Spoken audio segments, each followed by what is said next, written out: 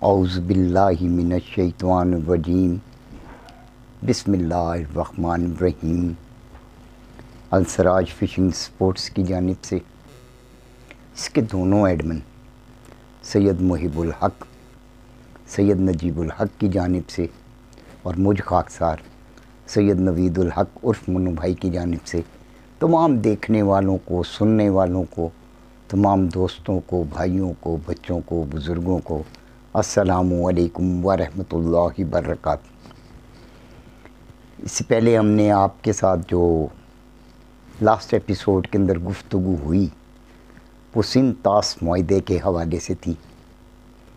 اور سندھ طاس معاہدہ کیا ہے اس کو میں نے تھوڑا سا بریف کیا تھا، اس کے خاص نکات کو، مکمل تو نہیں، خاص نکات کو، اور اس کو بیان کرنے کا مقصد صرف یہ تھا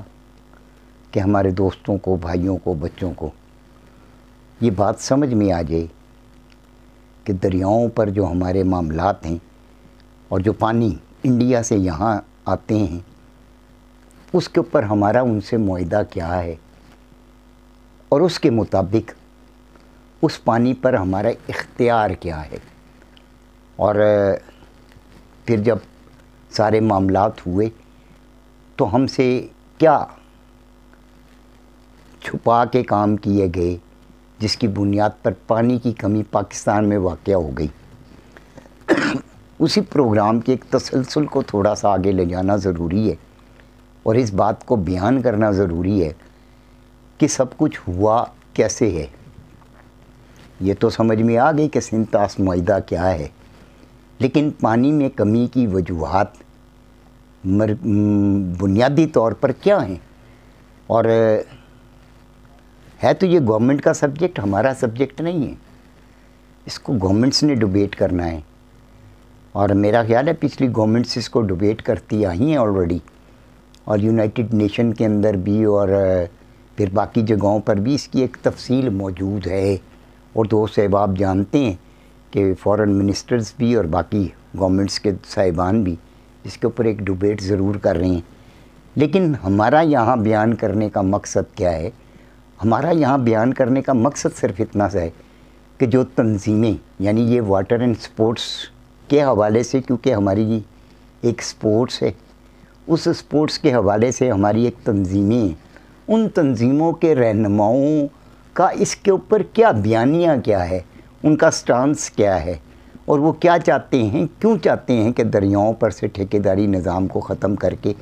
اور باقی معاملات کو درست کیا جائے۔ اس کی بنیادی وجہ صرف ایک ہی ہے کہ جس کھیل سے ہم لوگ منسلک ہیں اور اس میں جو خاصہ ہے وہ مچھلی ہے، اور اس مچھلی کی کمی ناپید ہوتا یہ ہمارے لیے بڑا سر درد ہے، اور ہمیں اس کی فکر ہے، کیونکہ اس کی فکر اس لیے ہے کہ آنے والی نوجوان نسل کو کہیں ایسا نہ ہو کہ بعد میں صرف تذکرے رہ جائیں اور یہ چیزیں جو ان سی ہیں وہ ماضی کا حصہ بن جائیں اور اس کا وجود باقی نہ رہے۔ تو ہمیں وہ فکر لاحق ہے، اور پھر اس کے ساتھ ساتھ یہ ایک بہت بڑی انڈسٹری ہے، یعنی فشنگ سے ریلیٹڈ جو اکوپمنٹس تیار کرتی ہیں ورلڈ وائڈ بہت بڑی انڈسٹری ہے، اور اس کی جو فرینچائزز ہیں وہ پاکستان میں بھی موجود ہیں،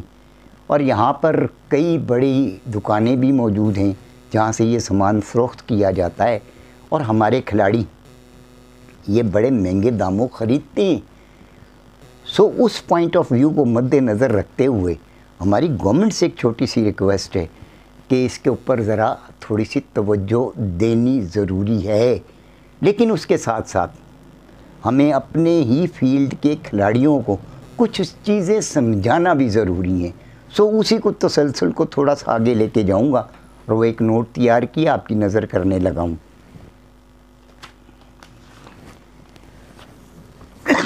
کہ دریاؤں میں پانی کی وجوہات کیا ہیں، کیوں کم ہوا پانی، اس کا ایک میں نے چھوٹا سا خاکہ تیار کیا ہے، اور امید کرتا ہوں کہ یہ آپ کو سمجھ میں بھی آئے گا، اور آپ کی سمجھ میں یہ بات بھی آئے گی کہ یہ پانی کی کمی کا جو ہم سے کھیل کھیلا گیا اس کے پیچھے کیا محرکات ہیں، اور اس کے ساتھ ساتھ ہماری یہ آواز محکمہ فشری تک بھی جائے گی اور گورنمنٹ آف پاکستان تک بھی جائے گی، کیونکہ آپ دوست جانتے ہو کہ جب ہم اس قسم کی ریسرچ کے معاملات کو ڈسکس کرتے ہیں اور خاص طور پر یوٹیوب پہ، واٹس ایپ پہ اور فیس بک پہ جو ہم اس کو ڈالتے ہیں تو پوری تحقیق کے بعد ڈالتے ہیں.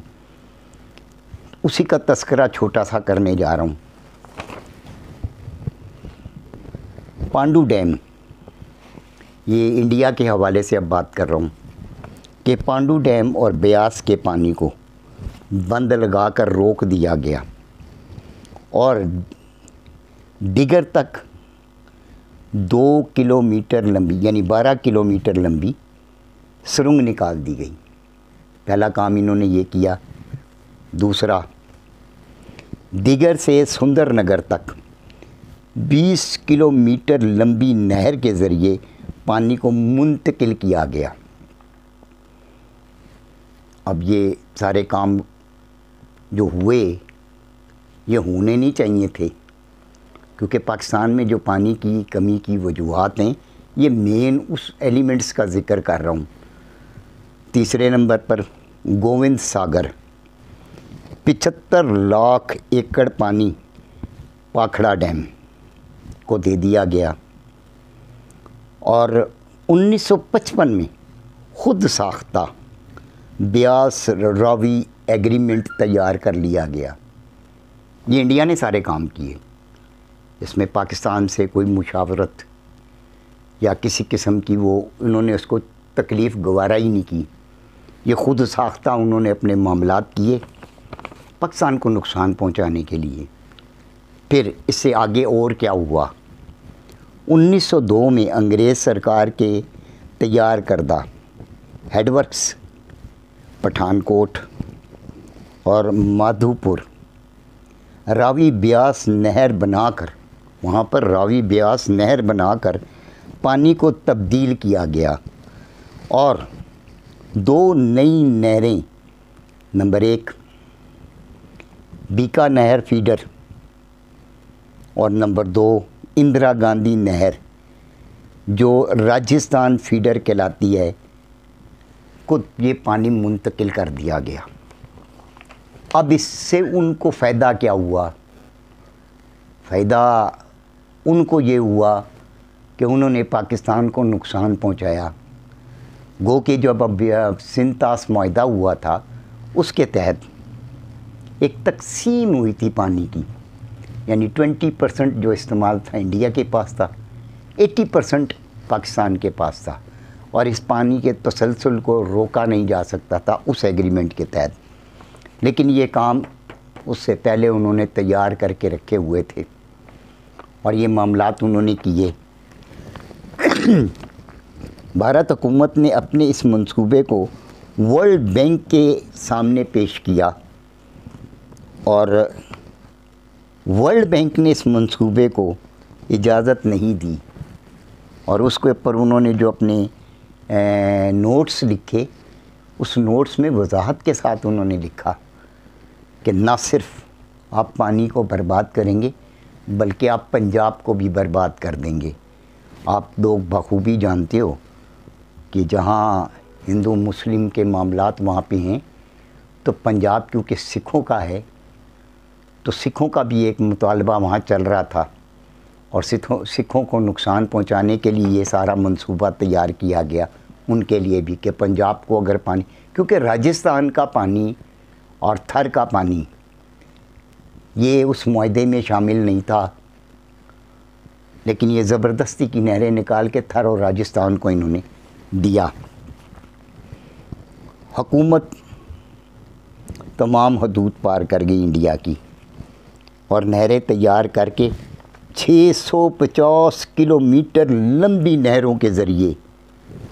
7.6 ملین ایکڑ پانی راجستھان کو منتقل کر دیا گیا، جس کی وجہ سے بھارت میں اور پاکستان میں، بھارت نے پنجاب کو اور پاکستان کو پانی کی شدید کمی کا سامنا کرنا پڑ گیا. اب موجودہ صورتحال میں یہ میں 1955 میں انہوں نے اس کے اوپر کام شروع کیا اور آہستہ آہستہ آہستہ آہستہ ڈیولپمنٹ ہوتے ہوتے یعنی کئی ڈیمز، کئی نہریں کئی کاریزیں انہوں نے تیار کی جس کا پاکستان کو کوئی علم نہیں، اور یہ اندرون خانہ وہاں پر ہوا اور سارے معاملات ڈسٹرب کر دیے گئے۔ نتیجہ یہ ہوا کہ پاکستان کے دریاؤں کا پانی سکڑتے اب نالوں کی صورت اختیار کر گیا ہے، اور اس موجودہ صورتحال کے اندر